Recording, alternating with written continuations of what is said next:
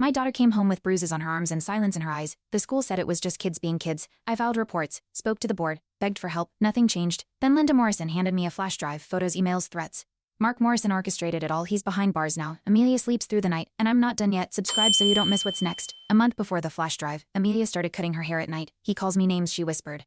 Avoiding my eyes, I found torn notes in her backpack, threats signed with Archie's initials. Her teacher called it harmless teasing. I clenched my fists, hiding the fear. Catherine, our lawyer, said we needed proof. My daughter was unraveling, and I was losing faith in every adult around her who smiled and looked away.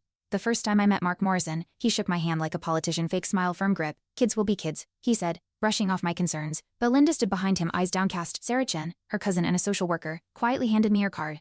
In case it gets worse, she murmured. That night, I found a bruise shaped like a shoe print on Amelia's back. My hands trembled. Something was deeply wrong. After Amelia refused to sit near Archie in class, she came home with a busted lip. The teacher said she fell. I demanded an investigation. The school counselor suggested Amelia was seeking attention. My blood boiled. Tara, a fellow parent, showed me a video Archie tripping Amelia. Laughing, the principal shrugged. It's not criminal. I started saving every scrap, photos, notes, emails. Amelia stopped eating lunch. I asked her why. She said, they watch me now. One morning, we found slut carved into Amelia's locker. The janitor said he'd clean it by lunch. No report filed. Linda called that night, voice trembling. He did that to another girl last year. But she wouldn't say more. I went to the school board. Mark chaired it. Conflict of interest, they said. Sarah advised patience. I felt like I was screaming into a void. That night, Amelia asked if she could stay home forever. Amelia came home with torn homework and a ripped hoodie. He grabbed me again, she whispered. I went straight to the principal. He said there were no witnesses. Tara confirmed her daughter saw everything, but was scared to speak up. That night, Sarah brought over KSBS forms, just in case. Catherine warned us they'll try to flip this on you. We installed cameras at home. I slept with one eye open. Amelia cried in her sleep. When I confronted Mark at a PATE meeting, he laughed. You're embarrassing yourself. The crowd went quiet. Catherine stood, demanding transparency. Mark called security on her. Later that week, our car tires were slashed. Coincidence. Linda left a note in our mailbox. Be careful. He's not done. Amelia stopped talking altogether. Sarah reported suspicious calls to her office. I started driving Amelia to school, walking her inside. Every day felt like a war zone. I wouldn't retreat. The courtroom reeked of tension. Catherine opened with a photo slideshow, bruises, defaced lockers, screenshots. Linda stood, voice shaking, confirming her husband's threats. Mark smirked until Sarah produced voice recordings.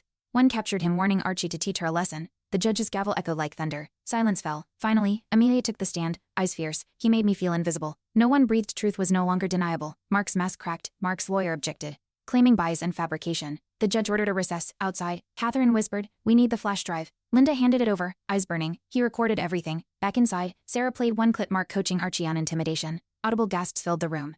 Amelia clutched my hand. The judge leaned forward. Mr. Morrison, you're facing criminal charges. Mark turned pale. Justice, once distant, now breathed down his neck. Then came Archie's testimony. Cocky, dismissive, he said. Dad said she needed to toughen up.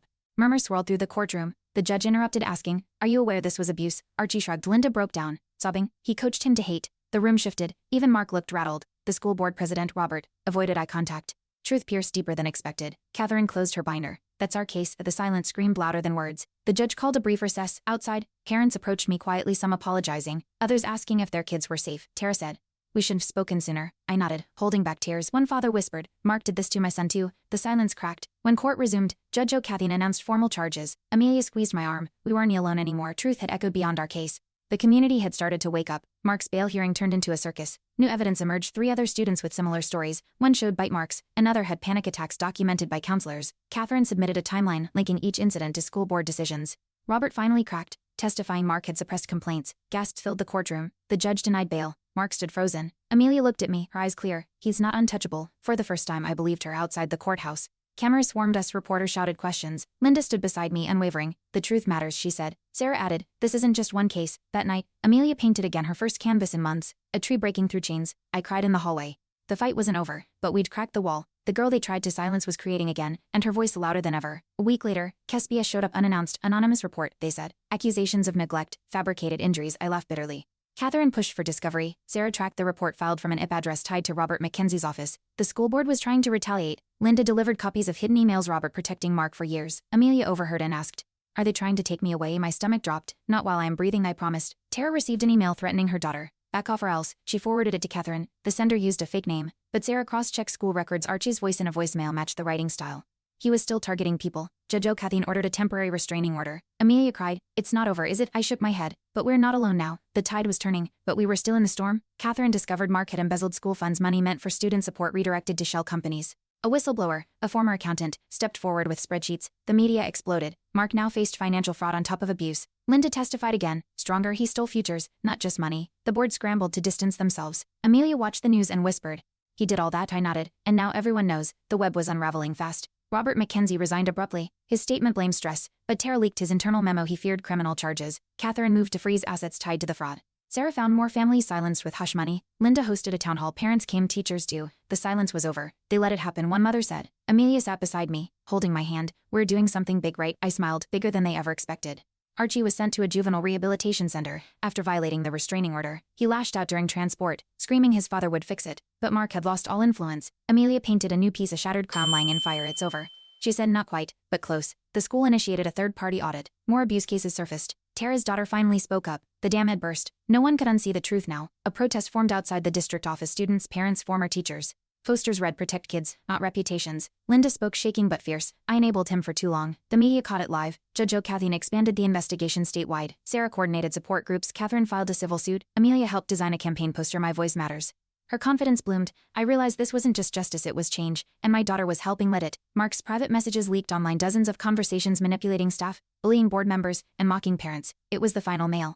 Catherine requested immediate sentencing. The district attorney agreed. Linda filed for divorce. Robert fled the state. At home, Amelia and I watched the coverage. She didn't flinch. He used to scare me, she said softly. I hugged her. He doesn't anymore. That night, she slept through a thunderstorm for the first time since it began. A podcast picked up the story, Broken Boards, hosted by a journalist whose niece was a past victim. Amelia agreed to speak anonymously. Her words cut through the noise. They let it happen. But not anymore. Download soared. Sponsors pulled out from the district. Sarah smiled. Media pressure works. Catherine leveraged it to push for district-wide reform. The podcast ended with, what happens when power meets a father's fury? Justice answers. And it finally was. Anonymous packages began arriving at our door, copies of old complaint letters, hidden surveillance screenshots. Parents were sending proof they'd been ignored. Catherine assembled a digital archive. Sarah cross-verified names. Tara cried, reading one from 3 years ago.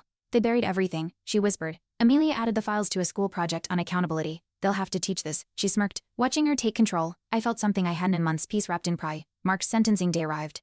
The courtroom was packed. Victims, families, even former teachers filled the benches. Linda sat front row, holding a survivor's letter. Judge O'Cathine didn't hold back 20 years without parole. Mark didn't look up. Archie wasn't there. As Mark was led away, someone clapped, then another. Soon the whole room stood. Amelia didn't smile, she just exhaled. Later she said, it's not celebration, it's closure. That night, we finally ate dinner as a family. The school board dissolved under public pressure. A community-led council took its place. Tara was elected president. Sarah coordinated survivor outreach. Amelia received a scholarship from a foundation started in her name. I didn't ask for this, she whispered, but you earned it. I said. She nodded, thoughtful. Her next painting was titled Silent No More. Catherine smiled. A change starts loud, but less quiet. For once, the future looked like something we wanted to reach. We held a community healing night, candles lit, stories shared. Linda read her journal aloud. I was complicit, she said. No one shamed her.